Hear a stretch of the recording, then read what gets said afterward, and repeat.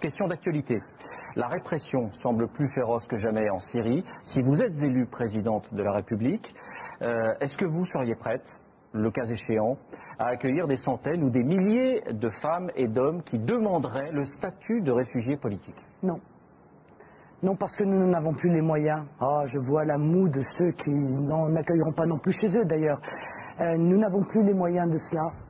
À un moment donné, c'est bien de jouer les généreux, mais je préfère que ma générosité soit réservée d'abord à mes propres compatriotes. Quand des villages entiers vivent aujourd'hui avec un salaire moyen de 500 €, quand il y a 11 millions de pauvres dans notre pays, 11 millions, vous entendez bien? Quand il y a 5 millions de chômeurs, que notre système de protection sociale est en train de s'effondrer, que notre pays plonge, eh bien, je l'assume, même si ça doit déplaire aux belles âmes. Je l'assume, mes efforts iront d'abord à mes propres compatriotes, parce que j'ai quand même le sentiment, maintenant, qu'en toutes circonstances, ils ont tendance à passer toujours après les autres. On ne parle pas là d'immigration économique, mais de réfugiés politiques. C'est ça, des centaines de milliers. Et vous allez les loger où, monsieur Pujadas? Et vous allez les faire vivre avec quoi? Et vous allez les soigner comment? Parce que nous avons déjà un surcroît d'immigration, c'est le moins qu'on puisse dire. Nous avons accueilli 15 millions de personnes dans les 30 dernières années. Il y a 200 000 étrangers légaux qui entrent chaque année, sans compter l'immigration clandestine qui est très importante. Cette tradition française d'asile, nous n'en avons plus les moyens d'après vous? Aujourd'hui, non, nous n'en avons plus les moyens parce que nous avons été profondément laxistes en matière d'immigration. Et Nicolas Sarkozy, le premier, désolé de le rappeler, puisque ça fait 10 ans qu'il est en charge de l'immigration, 5 ans comme ministre de l'Intérieur, 5 ans comme président de la République.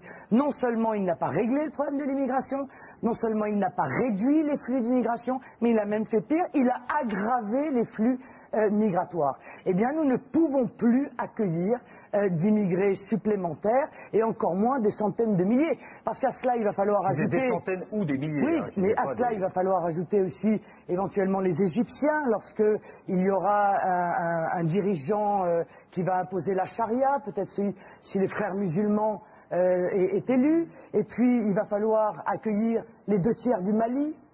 Puisque la charia y est déjà appliquée par des djihadistes qui se battent avec des armes, je pense, françaises à la main d'ailleurs, puisque ce sont celles qu'on a versées en Libye. Le problème, c'est que, encore une fois, c'est bien de faire de la générosité, surtout quand on est confortablement assis dans son salon dans le 16e arrondissement. Très bien, on va reparler. Mais l'immigration que nous avons accueillie, permettez-moi, depuis 30 ans, l'immigration que nous avons accueillie, ce ne sont pas les élites qui la vivent, qui la subissent, qui partagent leur logement avec eux et qui accessoirement de temps en temps partagent leurs emplois. Ce sont les classes populaires, ce sont les classes moyennes à qui on a dit poussez-vous, faites un peu de place parce qu'il y a du monde à accueillir. Il n'y a qu'un malheur, c'est que ceux qui décident, encore une fois, les décideurs, comme on dit, ne sont pas les payeurs.